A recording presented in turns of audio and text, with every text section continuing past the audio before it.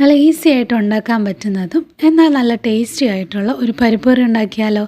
ഒരു സവാളയും 1.5 തക്കാളിയും 4 പച്ചമുളകും 5-6 അല്ലി വെളുത്തുള്ളിയും ആദ്യം അരിഞ്ഞു വെക്കണേ. എന്നിട്ട് 1.5 കൈ അളവ് മൈസൂർ ദാലും 1 കൈ അളവിൽ മൂങ് ദാലും നല്ല വെള്ളത്തിൽ കഴുകിയിട്ട് ആവശ്യത്തിന് വെള്ളം വെച്ച് നമ്മൾ ഈ അരിഞ്ഞു വെച്ചിരിക്കുന്നതെല്ലാം അതിലേക്ക് ചേർത്ത് കൊടുക്കുക. വെള്ളം കൂടിപ്പോകാതെ ശ്രദ്ധിക്കണേ, അപ്പോൾ പരിപ്പ് ലൂസായി പോകും.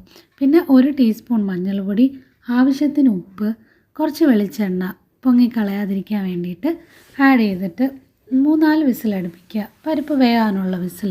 ആ സമയം കൊണ്ട് താളിപ്പ് റെഡിയാക്കാം. കുറച്ച് എണ്ണ ഒഴിച്ചിട്ട് അതിൽ കടുക്, പിന്നെ 2 വറ്റൽമുളക്, കുറച്ച് കൊച്ചുള്ളി, ഒരു 5-6 അല്ലി വെളുത്തുള്ളി കൂടെ വേണം.